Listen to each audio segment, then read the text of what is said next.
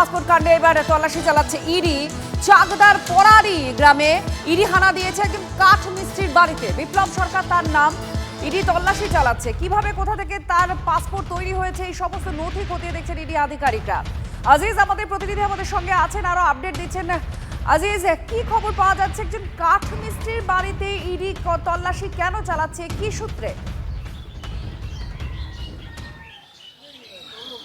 দেখো, একেবারেই সেই প্রশ্ন।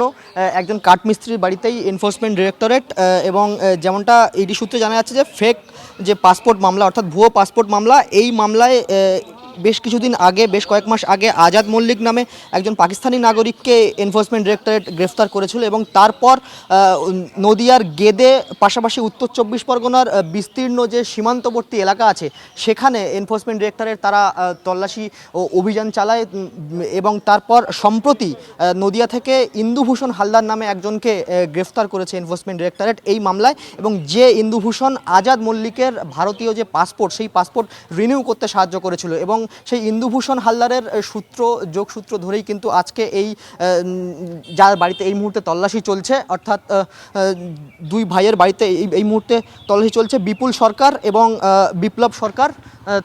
এবং তাদের সমস্ত নথি খতিয়ে দেখা হচ্ছে, পাসপোর্ট খতিয়ে দেখা হচ্ছে, সেই পাসপোর্টের যে ট্রাভেল হিস্ট্রি, কোথায় কোথায় গিয়েছিলেন, কোথা থেকে এই পাসপোর্ট পেয়েছিলেন, কী কাজে ব্যবহার করেছিলেন, পাশাপাশি ব্যাংক স্টেটমেন্ট থেকে শুরু করে সমস্ত যাবতীয় যে নথি রয়েছে সেই নথি তারা এই মুহূর্তে খতিয়ে দেখছে। প্রায় 1.5-2 ঘন্টা অতিক্রান্ত হয়ে গেছে।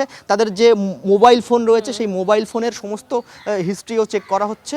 সব মিলিয়ে এনফোর্সমেন্ট ডিরেক্টরেট এবং এই বাড়ি, তুমি যদি দেখো, আদ্যপান্ত একটা সাধারণ বাড়ি, কাঠমিস্ত্রির বাড়ি। এবং স্থানীয় সূত্রে যেমনটা জানা যাচ্ছে যে তারা দুই ভাই কাঠমিস্ত্রি, বাবা মা রয়েছেন এবং দুজন ছেলে মেয়ে রয়েছে। তাদের প্রত্যেকেরই যে সমস্ত নথি রয়েছে সেই নথিগুলি খতিয়ে দেখা হচ্ছে এবং কি কারণ, কোথা থেকে পেয়েছেন, কিভাবে ব্যবহার করেছেন, কোথায় ব্যবহার করেছেন সেই সমস্ত। আজিজ আমাদের প্রতিনিধি জানাচ্ছিলেন, আপনারা তল্লাশির ছবিও দেখতে পাচ্ছেন। একজন কাঠ মিস্ত্রির একেবারে সাদামাটা বাড়ি, সেই বাড়িতেই হানা দিয়েছেন ইডির আধিকারিকরা। মূলত পাসপোর্ট জালিয়াতি কাণ্ডে যে তদন্ত ইডির তরফ থেকে করা হচ্ছে, সেখানেই তদন্ত সূত্রে এই কাঠ মিস্ত্রির বাড়িতে তারা হানা দিয়েছেন।